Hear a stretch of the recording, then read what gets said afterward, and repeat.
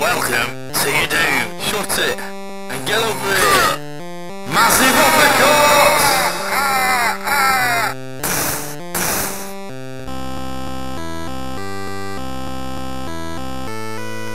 Hello and welcome to another edition of The Jab Jab Show. Today I'm reviewing Blair Witch 2 Book of Shadows. Which I have on DVD here, 2 discs and everything. It's available on VHS obviously, but not on Blu-ray, funnily enough. I got a ton of extras on there. So good stuff. Okay, so Blair Witch 2 is directed by Joe Berlinger. The stars include Kim Director, Jeffrey Donovan, and Erica Leeson, and there's a few others on it as well. This is a film that's the first film for a lot of these characters, for these actors, I should say.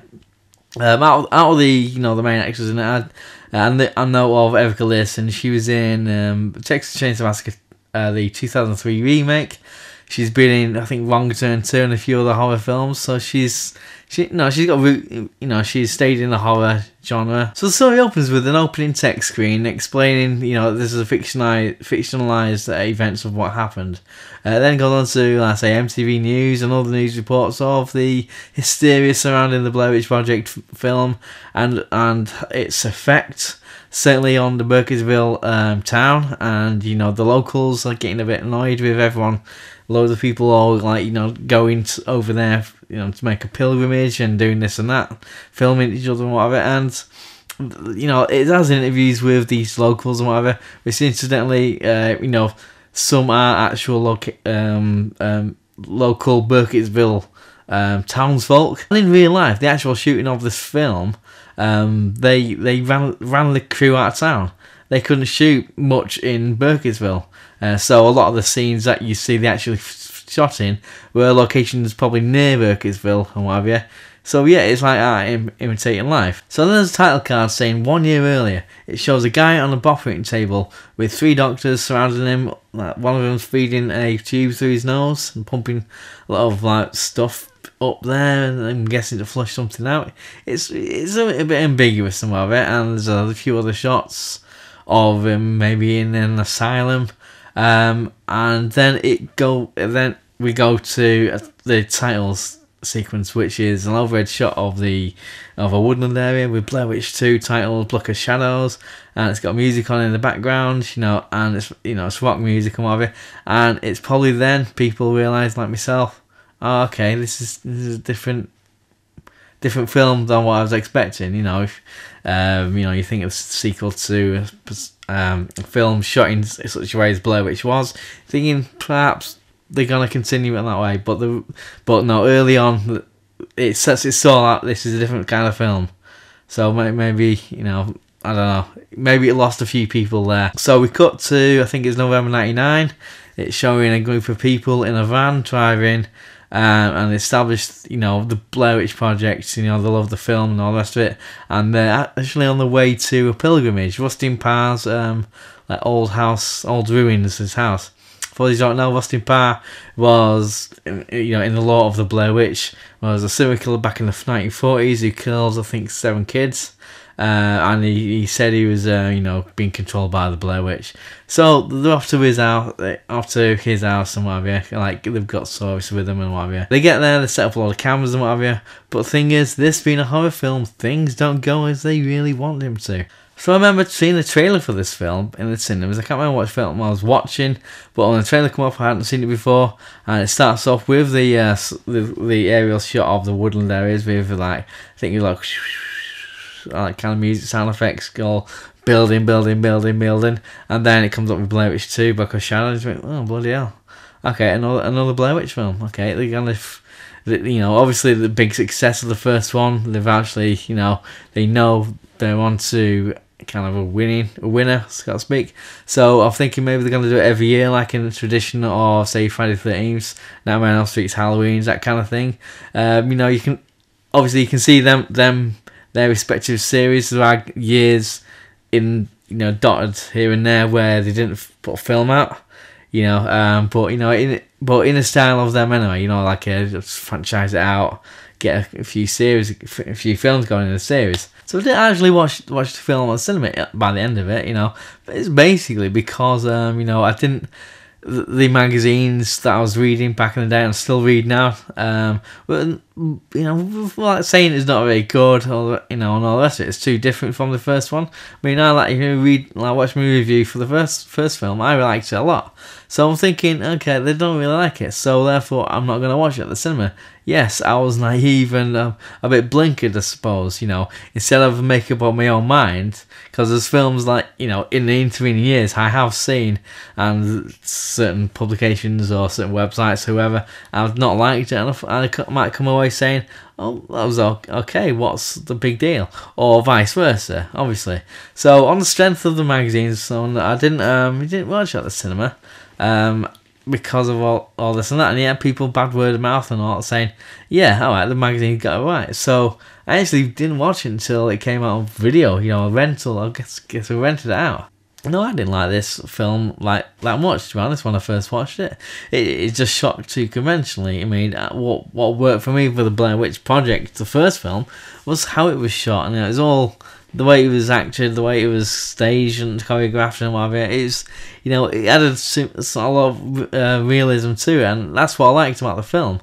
This one, for me, it was shot too conventionally, with the Blair Witch attached to it. It didn't feel like a Blair Witch film. To me, you've got to think about all the horror franchises out there, all the series of films, and say what makes a Nightmare on Elm Street film a Nightmare on Elm Street film. You got to have certain things in that to make it what fans expect. So you got to have Freddy Krueger, you've got to have a dreams reality kind of blurring, you've got all these things. I mean, I know of the Halloween series, you got Halloween 3 that kind of sticks out because there's no Michael Myers in there, and the film is very, as a result, it's very different. I mean, I like the film, it's okay. I think the plan of the bad guys a bit not that kind of sensible, but either way, it's a nice film. I had plans for that franchise before they put, to have a different Halloween themed film, every year and so on. But I'm guessing they looked at the numbers and thought, well, this idea is not really working. Let's bring Michael Myers back for the fourth one, and so forth. I mean, I like the Halloween series, don't get me wrong, but not just horror films. Like in general, you say the Bond series. You're not gonna have Bond. The next one, he's not gonna be a plumber, or he's not gonna be a kind of low life scrounger just having arguments with his wife on live TV about why he's having all these affairs or something. That's not going to happen, it shouldn't happen anyway.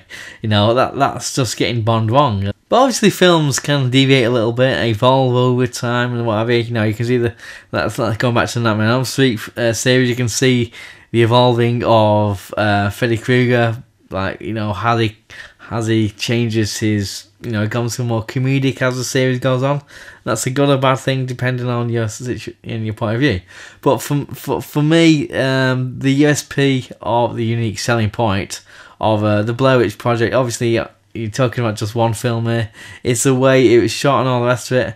This film, to me, feels like an anti-Blair Witch Project film. So I just found it a bit confusing. With this various time jumps before the actual film started, the proper film where the character in a van driving, whatever. The film is then have all these intercuts with gore scenes and whatever, and just people being interviewed and interrogated and whatever. It just seemed to me like a reaction. The filmmaker's reaction to one of the criticisms of Blair Witch Project, as in, oh, you don't see anything, there was no gore there, so here we are, here's some shots of blood and that. For every 10 minutes or so, I'll just bung them in there because we've listened to you. He's not really clear enough on the gore scenes, as in, are we seeing someone's eerie premonition? Are we seeing a bad dream from someone? Are we seeing a reenactment of what happened? Are we seeing, it's not really clear. There's no shot of, say, hey, I'm Jeff and I'm gonna kill me some chick. Stab, stab, stab. There's nothing like that. Plus, the film deals with a lot of towards the end, they all getting paranoid. There's various levels of realities, and it shares a few things with some of the Nightmare on Elm Street films. So it's all a bit of a mess. I mean, it's probably safe to say I'm not the only one with these views. I mean, this film got overwhelmingly bad negative reviews. I mean, even Eduardo Sanchez and Daniel Myrick, who directed the first Blair Witch Project, who on this one are credited as executive producers, they didn't like the film. They didn't like the script. The acting is pretty shoddy in a lot of times, and some actors worse than others.